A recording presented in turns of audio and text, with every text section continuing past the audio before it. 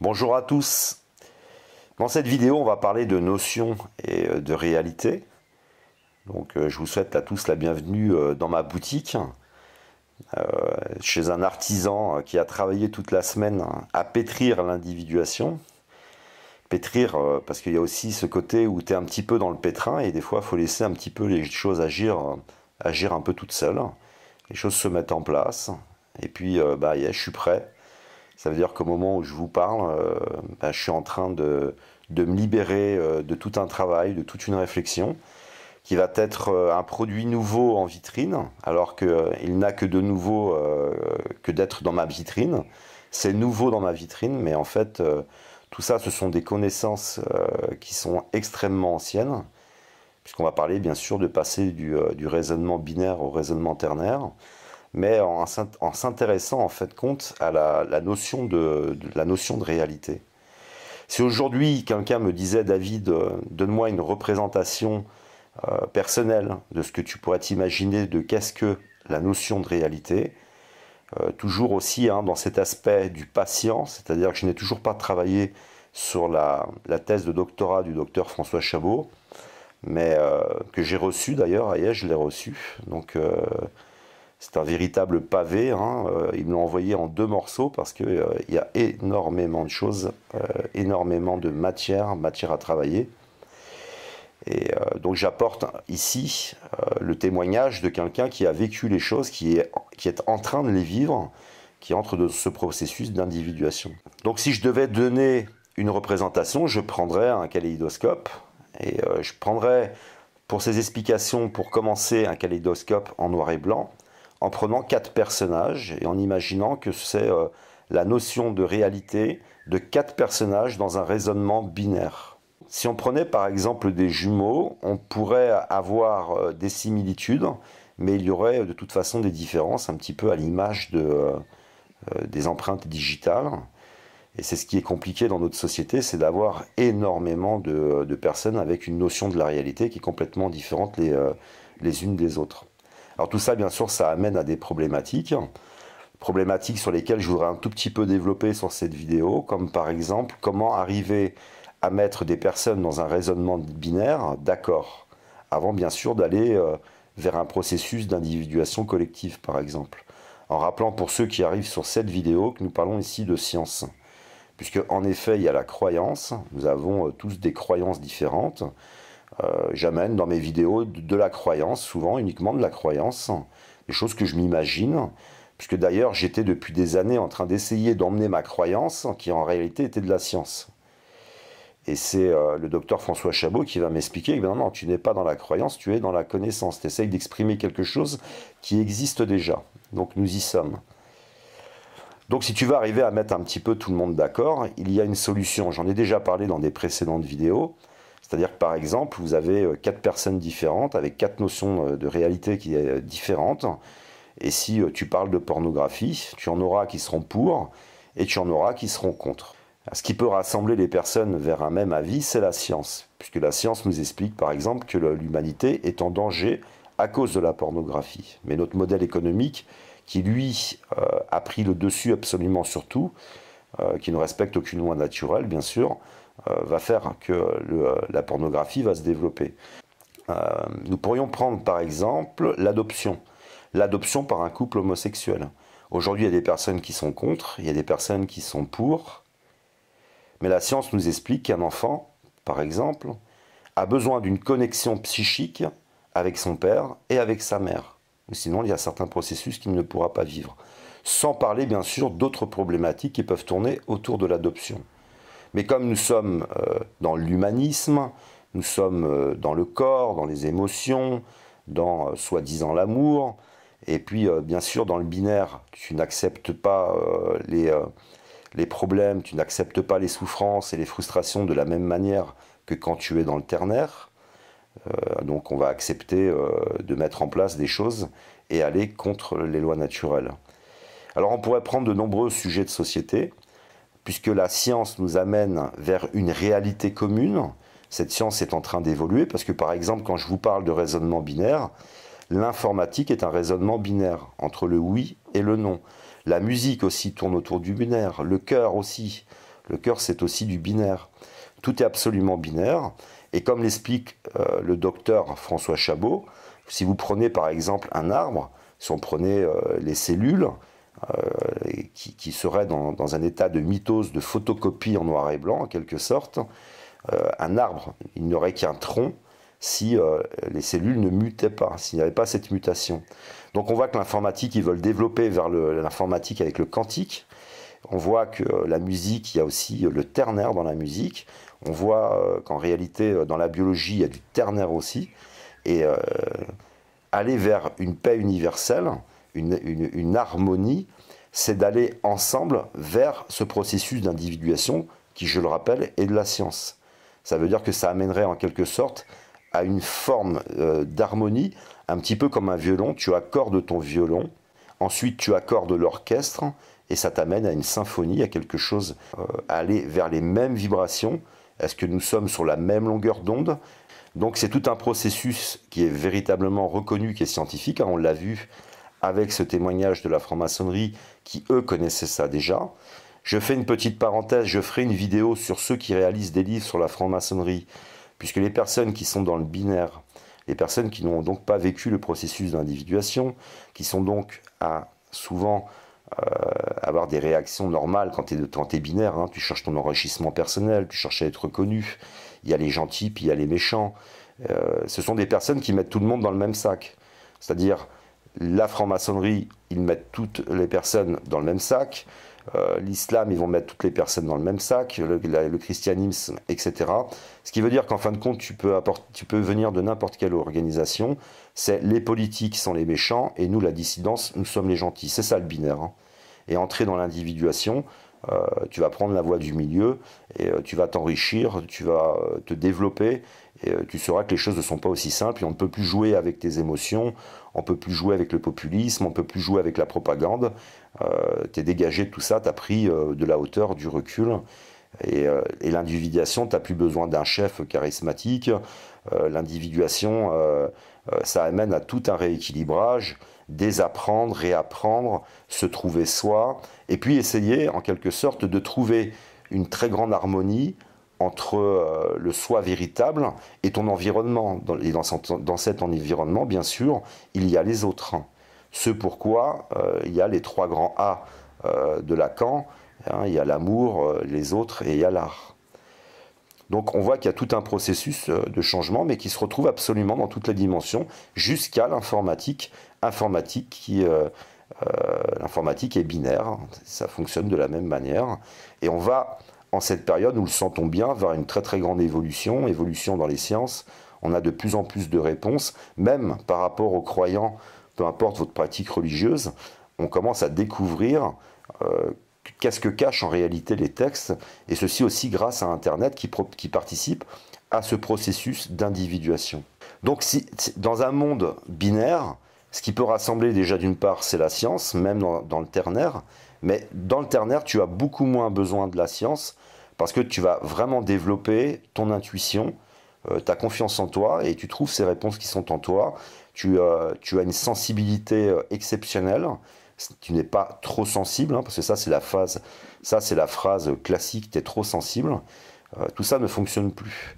Tu commences à être capable d'observer ceux qui sont dans le binaire et ceux qui sont dans le ternaire. Tu arrives à observer cette différence.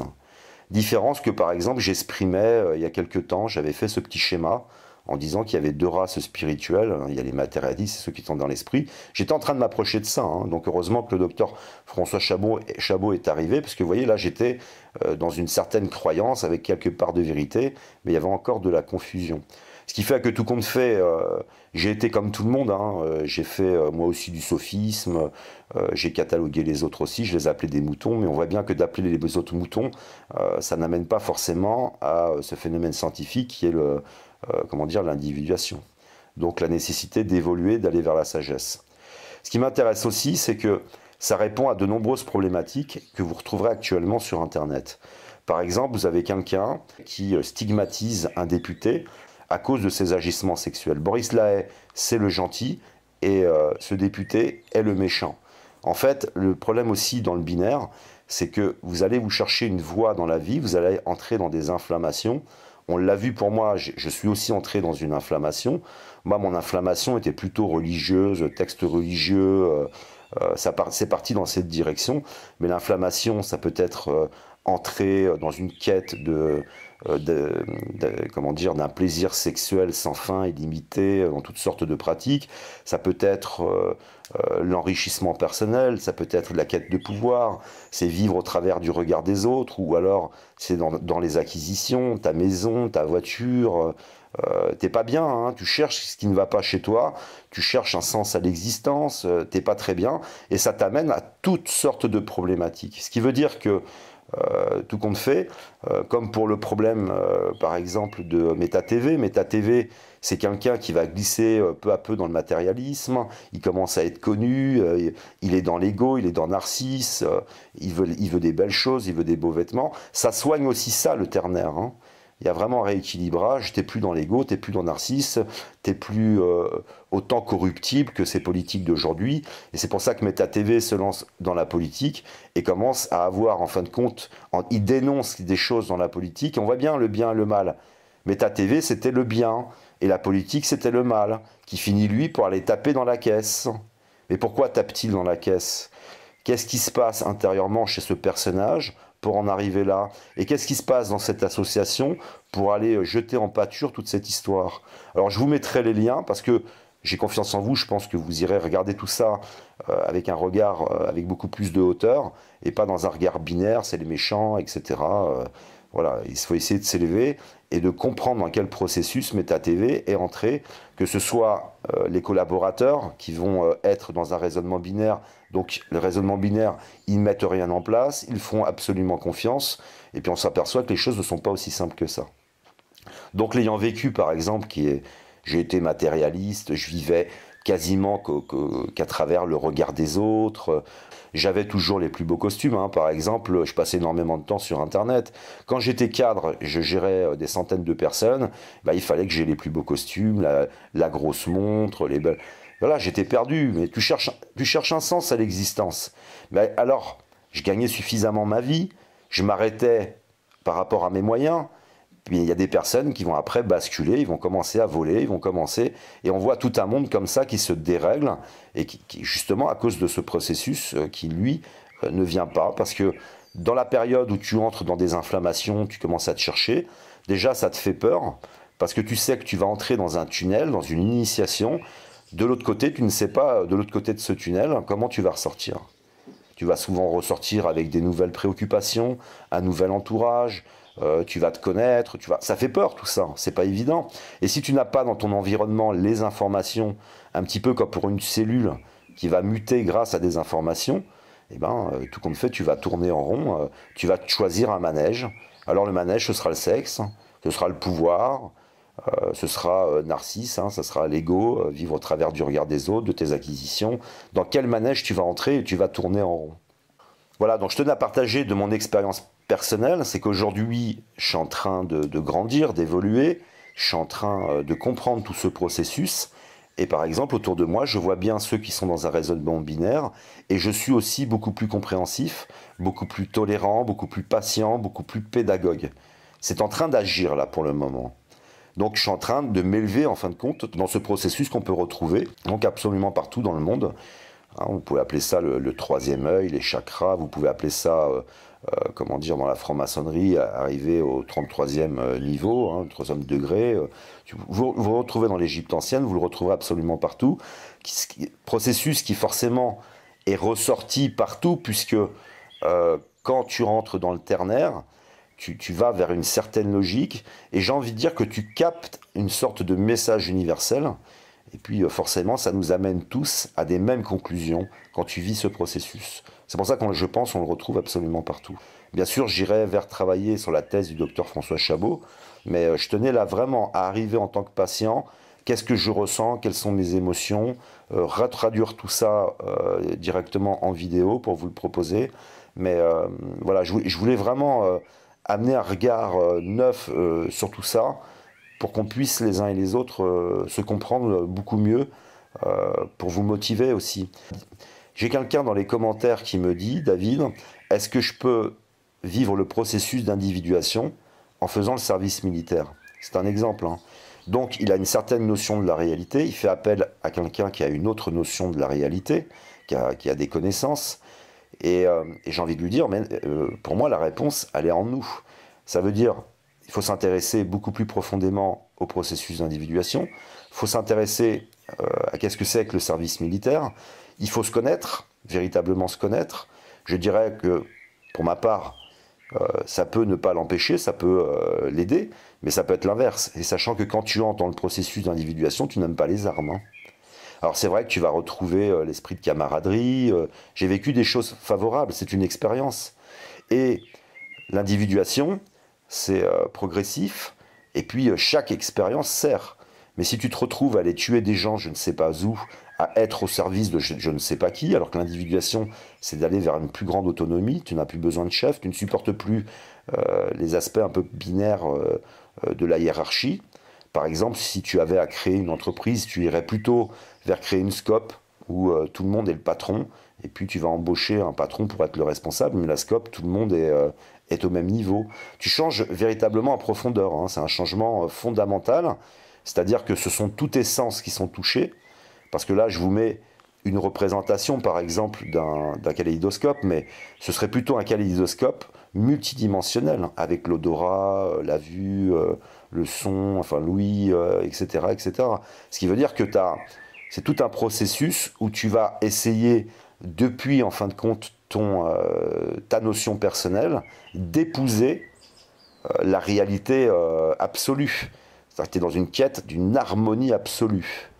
Et ce processus, donc, est gêné par l'ego, il est gêné par Narcisse. On a vu que Narcisse, eh ben, c'est toute la société qui bascule en Narcisse. Alors on est des photocopies des uns des autres, on copie des comportements, on n'est pas nous-mêmes, on est des comédiens. Alors on va développer notre art, ça va être de copier le mieux possible ce qui nous plaît le plus, mais on ne reste que des photocopies comme ça. Donc aller vers une paix universelle, vers une harmonie, c'est d'aller vers le processus qu'a voulu au départ la franc-maçonnerie. C'est ce qu'elle a voulu au départ. Et ça, bien sûr, vous saurez que ceux qui écrivent sur la franc-maçonnerie sont des escrocs, font du populisme, font appel à vos émotions, ils essayent de faire du spectaculaire, nous on est les gentils, eux ce sont les méchants. Demandez-leur à ceux qui écrivent des livres, qu'est-ce que le ternaire, qu'est-ce que l'individuation. Toute personne qui parle de la franc-maçonnerie sans connaître ce processus est tout simplement un amateur, comme nous voyons naître toutes sortes de spécialistes du terrorisme, de spécialistes qui arrivent de toutes parts et qui n'ont aucune humilité et qui nous amènent à la Babylone, à la grande division, à se disputer, à ne plus pouvoir se comprendre les uns et les autres. Voilà, donc je tenais à faire une petite vidéo pour parler de la notion de réalité qui est forcément propre à chacun en fonction de notre âge, en fonction de notre sexe, en fonction de notre culture, de nos origines. Il y a tellement de choses, hein, jusqu'à la biologie, jusqu'à votre physionomie, la neurologie. Il y a vraiment tellement de choses qui rentrent en compte qui font qu'on aura de toute façon toujours une notion de réalité différente, mais on peut aller, grâce au processus d'individuation, vers une harmonie en général. Et avec la science, pour essayer le plus possible de nous mettre d'accord sur l'ensemble des désaccords que l'on peut avoir aujourd'hui. Mais vous le savez comme moi, la science aujourd'hui, elle est utilisée pour gagner elle aussi de l'argent. Mais il y a énormément de gens honnêtes dans la science, comme en politique, comme dans la franc-maçonnerie, comme dans l'islam, chez les catholiques, absolument partout. C'est comme chez les juifs, partout il y a des gens bons et il y a des gens mauvais. Partout il y a des gens dans un raisonnement binaire et des personnes dans un raisonnement ternaire. D'autre part, les personnes qui sont dans le ternaire, vous verrez que souvent, elles dénoncent, mais elles apportent, elles essayent de trouver la source et elles essayent de trouver des solutions. Comme par exemple la perversion narcissique, la solution, la combinaison de ce mal, pour te protéger de ce mal, c'est la connaissance. Une combinaison, c'est à partir de la connaissance que tu vas créer la combinaison pour te protéger du mal. Et on voit bien qu'il y a cette nécessité de connaissance. Et ce qui est intéressant aussi pour aller plus loin dans cette notion de réalité qui va commencer à changer fondamentalement, c'est que quand tu as des pulsions, quand tu as des inflammations, ces inflammations t'amènent à une quête de nourriture. C'est pour ça que j'aime bien un petit peu parler de l'artisan, parler de pain, parce que c'est ce qui vient chez moi, un petit peu rassasier, calmer ma faim. Ce sont les connaissances, c'est la compréhension, c'est passionnant. Et du coup, toute l'attention que je pouvais porter à mes vêtements, à mes acquisitions personnelles, eh ben, tes centres d'intérêt changent et tu as plutôt envie d'offrir aux autres. Pour ceux qui vont passer par ce processus qui appelle à ce changement de notion de réalité, vers cette évolution, vers ce tunnel, qui n'est pas un tunnel sans fin, où en fin de compte tu pars d'un état, tu rentres dans le tunnel et tu vas ressortir dans un autre état, hein, comme une fois de plus le système biologique, hein, c'est la même chose. C'est-à-dire que tu vas ressentir à un moment donné une envie d'isolement psychique avec les autres.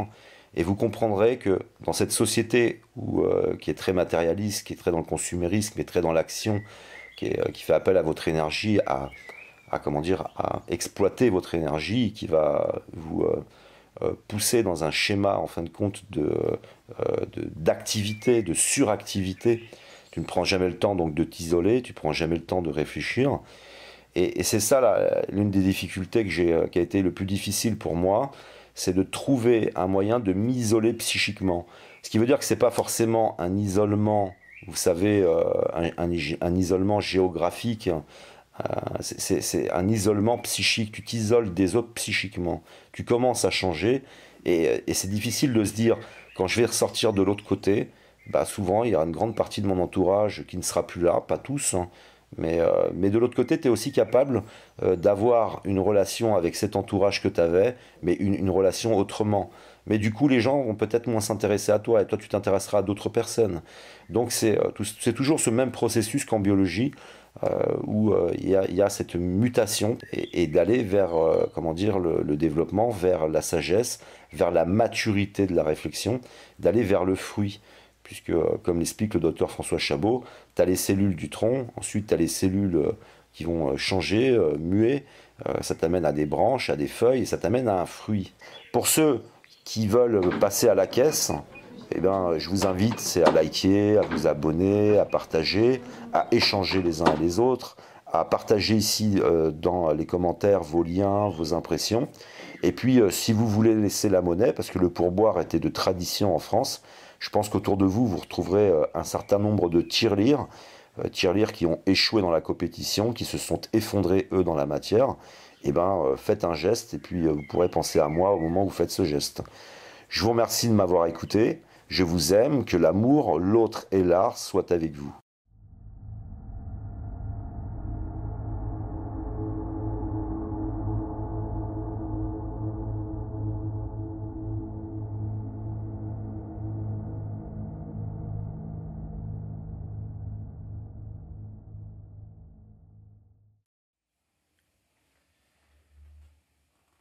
Le binaire est issu de la pensée, comme je vous disais, musulmano-judéo-chrétienne, c'est-à-dire une logique donc de l'antagonisme ou des antagonistes.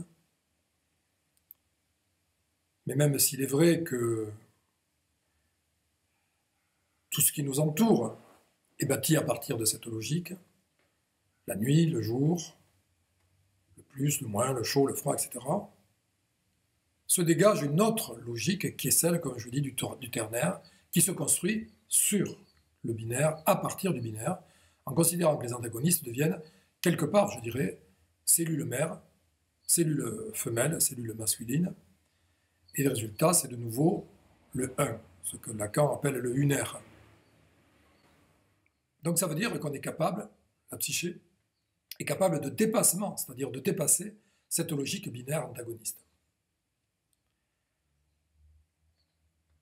Lacan a trouvé dans l'écriture taoïste une réponse possible.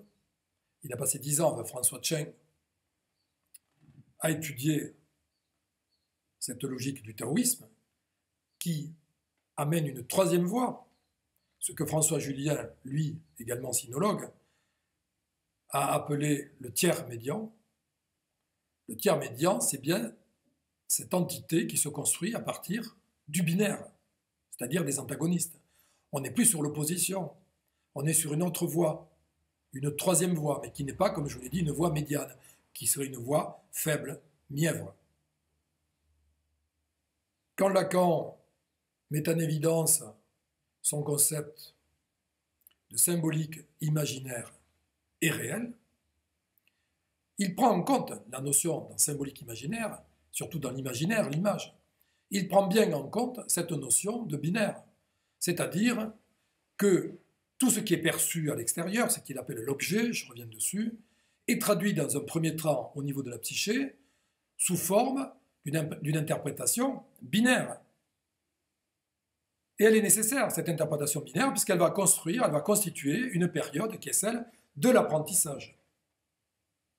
Tout individu a besoin d'un apprentissage qui se fait au travers du binaire, c'est-à-dire la répétition de la chose, pour construire les bases, les fondations mêmes de notre construction psychique. Ce n'est qu'une fois que ces bases seront ancrées et solides, que l'être aura pu les dépasser, parce que ça aussi c'est à prendre en compte, et bien que pourra s'élaborer une troisième entité qui est celle du réel, c'est-à-dire ce que Lacan appelle le réel. Le réel, c'est notre artiste, c'est un artiste qui est en nous. C'est lui qui, à partir d'une palette de couleurs, les couleurs qui seraient constituantes, je dirais, de la logique binaire, ce qui ne veut pas dire qu'il n'y aurait que deux couleurs, mais qui constitueraient le matériel binaire, eh bien, à partir de ces couleurs, on est capable de faire un tableau, des mélanges, des associations. C'est la logique du ternaire, c'est la logique artistique. Nous pouvons tous accéder à cette logique artistique. Cette logique artistique, on la voit autour de nous, l'artiste, le sculpteur, le peintre, mais aussi celui qui pose la mosaïque, tous ceux qui, dans leur métier, transforment ce métier en art. C'était bien sûr le cas au Moyen-Âge. Au Moyen-Âge, c'était évidemment fréquent, et on le voit encore aujourd'hui. Les artisans travaillaient dans cet esprit, les corporations travaillaient dans cet esprit. La preuve, c'est qu'elles aussi distinguaient à la fois 3 degrés d'initiation de travail, je dirais, mais un degré qui était destiné à l'apprentissage, un autre degré qui était destiné à l'ouvrier, c'est-à-dire qui répète des gestes, finalement, pour bien les exécuter, et qui les met également en œuvre. Le maître, lui, évidemment, est dans le dépassement. Le maître, il est capable d'aller au-delà, et il est aussi capable, bien sûr, d'enseigner. Donc, il y a bien ces 3 degrés qui sont indispensables. Donc, Lacan va mettre en évidence la notion de binaire et de ternaire, mais comme lui dira son ami François Cheng, qui est sinologue, je le rappelle, François Cheng lui dira « Votre réel, cher Lacan, c'est le ternaire. » Ce ternaire est également mis en évidence par Jung quand il parle, lui aussi, ou quand il étudie lui aussi le taoïsme, mais particulièrement quand il travaille à l'alchimie, sur les textes alchimiques, ou quand il travaille le tarot. Le tarot initiatique. Parce que le tarot initiatique, ce n'est pas quelque chose de divinatoire. Le tarot initiatique, il peut être divinatoire, pour ceux qui savent le faire, enfin, pour peu que ça soit divinatoire, mais il est plutôt prospectif, le tarot. C'est-à-dire, il annonce une logique. Ce sont des cycles. Et la logique des cycles, c'est que quand quelque chose démarre d'une certaine manière, ça finit à peu près de la même manière. C'est-à-dire que les mêmes causes produisent les mêmes effets. Ça, c'est intéressant de le voir sur cet aspect-là. Mais ce n'est pas le but de notre propos actuel. On y reviendra. Toujours-est-il quand même qu'au passage, je vous le dis, que dans le tarot initiatique qu'a beaucoup étudié Jung, dans le tarot initiatique, on s'aperçoit qu'il y a 21 cartes majeures qui s'appelaient des arcanes, qui vont se constituer en 3 familles de 7, c'est-à-dire 3 x 7, 21, et que cette logique encore du ternaire va nous ramener à la logique des corporations, c'est-à-dire l'apprentissage, l'ouvrier et le maître. Je rappellerai simplement que le tarot initiatique, c'est une bande dessinée qui a été imaginée dans l'Égypte ancienne, de façon, et reprise par les maîtres quartiers du Moyen-Âge, c'est-à-dire ceux qui dessinaient les cartes du tarot, pour expliquer comment fonctionne non seulement la société, mais notre psyché. C'est-à-dire comment l'homme se positionne en regard à la société et les modèles qui lui sont proposés, et en particulier selon deux modèles directeurs, un modèle directeur qui est le binaire et un modèle directeur qui est le ternaire. Sommes-nous capables, à partir du binaire, de générer du ternaire, moyennant quoi la machine est parfaite? Sommes-nous coincés, tant sur le plan individuel que sur le plan social, au binaire? La machine ne fonctionne pas. Elle ne fonctionne que sur le modèle du binaire. Et fonctionnant sur le modèle du binaire, elle crée ses propres pathologies, comme je vous l'ai dit tout à l'heure, c'est-à-dire qu'elle va générer des processus à répétition qui ne donnent pas des solutions et qui sont à terme inflammatoires. Je fais la comparaison avec ce qui se passe au niveau de la politique. Gauche, droite, gauche, droite, gauche, droite. C'est qu'un processus inflammatoire car il n'y a pas d'autre solution que les solutions anciennes qui ont montré qu'elles étaient des échecs.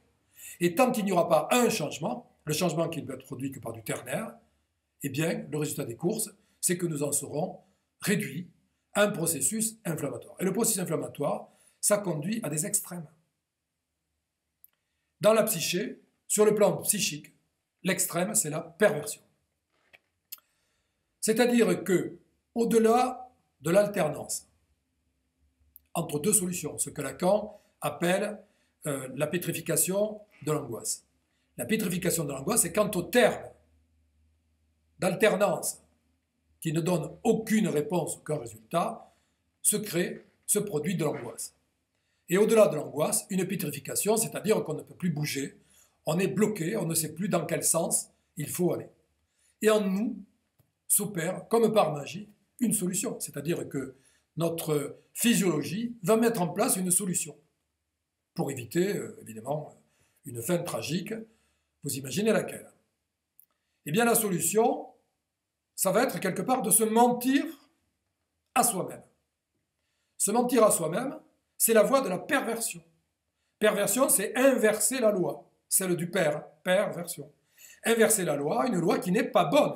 Qui n'est pas bonne en ce sens que là, elle est mal perçue, mal comprise, mal entendue. Aussi bien sur le plan individuel et familial, comme je vous le dis, que sur le plan politique.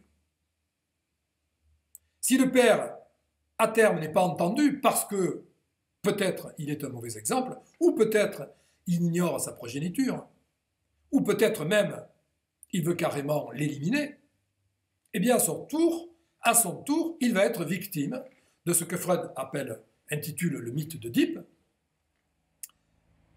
Le mythe d'Oedipe, ça va être ça, l'enfant voulant tuer le père. Donc, quels sont les moyens dont il dispose à ce moment-là?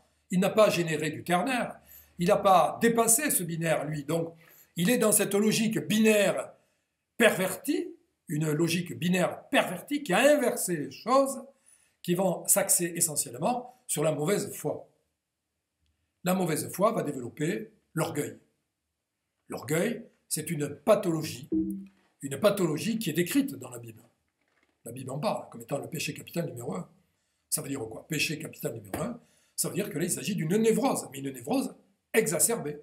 C'est-à-dire une névrose à laquelle on lui a donné un nom, voilà, péché capital, parce qu'évidemment, celui qui est touché par cette névrose-là, cette pathologie de l'orgueil, si je puis dire, eh bien, il n'entend rien, il n'écoute rien, il sait tout, mais à sa manière. Et il est bien sûr dans la révolte, il est bien sûr dans la haine du père, la haine surtout de l'autorité. Ce qui va expliquer également qu'il y a aujourd'hui tout un tas de personnes, de gens, mais pas que des jeunes, qui vont être rebelles à une autorité parce que ne se reconnaissant plus dans ce système. Un système qui n'est pas dirigé de main de maître, si je puis dire. Un système qui lui-même est orgueilleux, prétentieux, vaniteux, égocentrique. Donc où est la voie? Comme on a appris que la voie du binaire, eh bien on va rester sur une logique binaire, c'est-à-dire celle de l'inversion, de la perversion. Et nous voilà partis dans de la perversion. Ça va expliquer très certainement les comportements de tous ceux que l'on appelle les djihadistes, c'est-à-dire tous ceux qui vont partir rebelles au père, mais rebelles surtout à l'autorité. Cette autorité qui n'est plus respectée, une autorité qui ne veut plus rien dire, qui n'est pas là, qui est absente, qui est contraignante même, et qui amène et qui conduit à la dérive.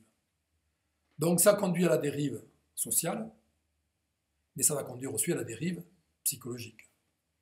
Parce que quelqu'un qui est atteint de perversion, c'est-à-dire qui se comporte avec l'idée de vouloir tuer le père, je parle en termes de symbolique, bien entendu, on est en psychanalyse, tuer le père, symboliquement, c'est tuer l'autorité, mais c'est vouloir dépasser le père, c'est vouloir prendre la place du père. Il y a une logique à laquelle on peut faire allusion, qui est celle de l'adoubement, qui se déroulait au Moyen-Âge. Au Moyen-Âge, de chevalier en chevalier, on s'adoubait, c'est-à-dire on adoubait un jeune chevalier, enfin quelqu'un qui allait être désigné en tant que tel, on lui mettait une épée donc sur l'épaule à droite, sur l'épaule à gauche, etc., il était adoubé. Et à partir du moment où il était adoubé, il devenait à son tour chevalier. Mais pour ça, il y avait des apprentis, des ouvriers et des maîtres aussi. Ce qu'on ne voit plus. De nos jours, on ne le voit plus. Ni dans l'éducation nationale, ni dans l'apprentissage, dans le patronat de l'artisanat, ni au niveau du commerce, ni au niveau de la filiation, parce que j'utilise ce terme, voilà, entre le père et le fils, puisqu'il s'agit bien d'une filiation. C'est de dire à sa progéniture, à l'enfant, tiens, je t'adoube. Tu es le digne fils de ton père, je t'adoube.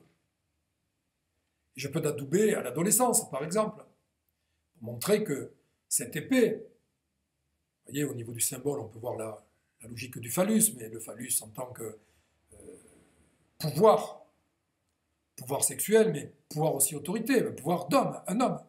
Tu deviens un homme, mon fils, tu es un homme. Je t'ai montré ce que c'était que d'être un homme. L'homme, c'est pas que celui qui est dur, celui qui est abstrait, celui qui a la force, qui casse tout. Non, non. L'homme, c'est celui qui est dur, mais c'est aussi celui qui est tendre. L'homme, c'est celui qui est dans un juste équilibre. Le juste équilibre, voilà ce qui doit être donné à l'enfant, montré à l'enfant.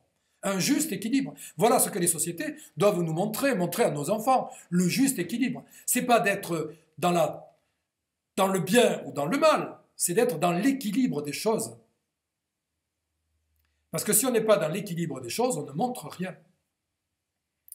Comment un enfant peut se sentir adoubé par son père si ce dernier ne lui a pas montré ce que c'était que l'équilibre? Un homme, ça peut rire aux éclats, ça peut être dur, ça peut pleurer aussi. Et pourquoi pas? Mais bien sûr. Alors, entre Rambo et couille molle, bien sûr, alors tout de suite on imagine. Non, il y a des nuances entre ces états. Les nuances, voilà ce qu'il faut montrer à l'enfant. Il faut transmettre, il faut adouber, il faut créer de la filiation, il faut avoir du regard sur l'autre. Si on n'a pas un regard sur l'autre, il est impossible de se construire au-delà de la dualité. On ne reste que dans la logique duelle, c'est-à-dire on utilise uniquement le logiciel directeur binaire. Voilà ce que ça signifie. Être adoubé au contraire. Avoir participé à un travail d'échange avec son père, avec son professeur, son instituteur, son maître. Je dis bien d'échange. Eh bien là, on est déjà dans une logique créative. On est dans une logique artistique. Là, on commence à mettre en branle le réel dont parle Lacan. On est dans le ternaire. Individuellement, notre psyché, elle est faite pour accueillir le ternaire. Mais quand on dit on n'utilise que 5% de nos capacités, mais oui, on n'utilise que 5%, peut-être moins, j'en sais rien, de nos capacités. Mais pourquoi? Parce que nous sommes toujours coincés à l'âge de la préhistoire. Nous sommes sur le binaire. Nous sommes sur le binaire. Et nous nous comportons qu'avec une logique binaire. Et nos sociétés sont binaires. Ce sont des sociétés d'imitation. Heureusement qu'il y a les artistes. Que surtout, on ne supprime pas les artistes. Qu'on ne nous enlève pas les artistes. Les chanteurs, les peintres, les sculpteurs, le faïencier, le maître verrier, l'écrivain, le poète. Mais tout ça, c'est extraordinaire, c'est là, la vie, elle est là. Vous allez me dire, c'est de l'imaginaire souvent. C'est pas de l'imaginaire. Et si c'est de l'imaginaire, en tout cas, c'est un imaginaire qui se construit et qui devient réalité. Comme si notre imaginaire, je ne parle pas d'imaginaire de Lacan, je parle comme si notre imaginaire était capable de générer en pensée et générer en acte ce à quoi nous avons pensé. C'est quand même extraordinaire. Comme si nous étions à ce moment-là des dieux capables de construire la réalité qui est autour de nous. Ça, c'est intéressant comme concept. Sommes-nous des dieux? Oui. Oui. J'ai pas dit sommes-nous Dieu. Parce que Dieu, c'est autre chose. Pour ceux qui y croient, c'est autre chose. Là, il y a quelque chose de beaucoup plus solide. Mais nous sommes des petits représentants, voilà, de ce Dieu en question. Nous sommes capables à notre tour de créer, de générer. Ce qui veut dire aussi quelque part, c'est que Dieu, eh bien, c'est un artiste, c'est un créateur. Dieu, c'est pas un fonctionnaire, c'est pas un épicier. Il n'est pas là pour jouir de ses découvertes. La découverte, c'est une découverte. Après, il faut les exploiter, bien sûr. Mais Dieu, c'est avant tout un créateur. Et nous sommes aussi des créateurs. Et nous pouvons chacun, tous, vous qui me regardez, vous pouvez créer, nous pouvons créer. Nous pouvons être autre chose qu'un épicier. On en a besoin parce qu'il faut fonctionner, il faut manger, nourrir notre famille. Mais au-delà de ça, nous sommes aussi des créateurs. Et il ne faut pas que nous ayons peur de créer. Le jour où on interdira à l'homme de créer, où il ne pourra plus créer, où il sera taxé, surtaxé sur sa création, ça sera foutu. Ne perdons pas nos artistes, qui partent surtout pas à l'étranger, qui restent ici avec nous. On a besoin des créateurs.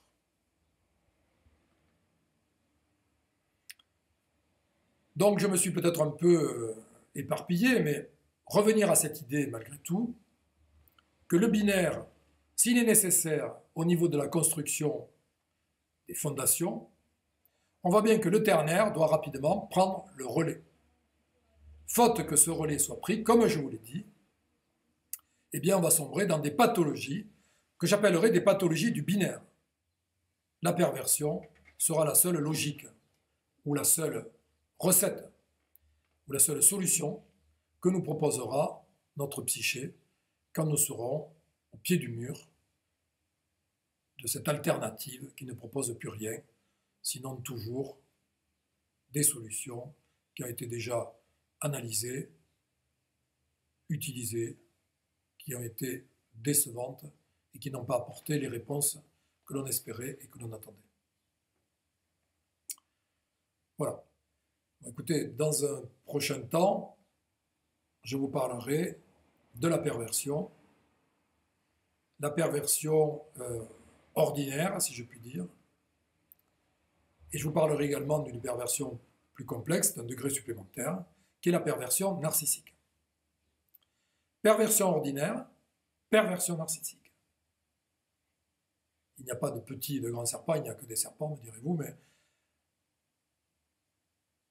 deux pathologies qui font autour de nous, aujourd'hui, tant sur le plan individuel, familial, professionnel que politique, beaucoup de mal. Et nous devons en sortir, parce qu'à défaut d'en sortir, l'issue serait, à mon avis, fatale. Voilà. Je vous remercie, je vous dis à bientôt.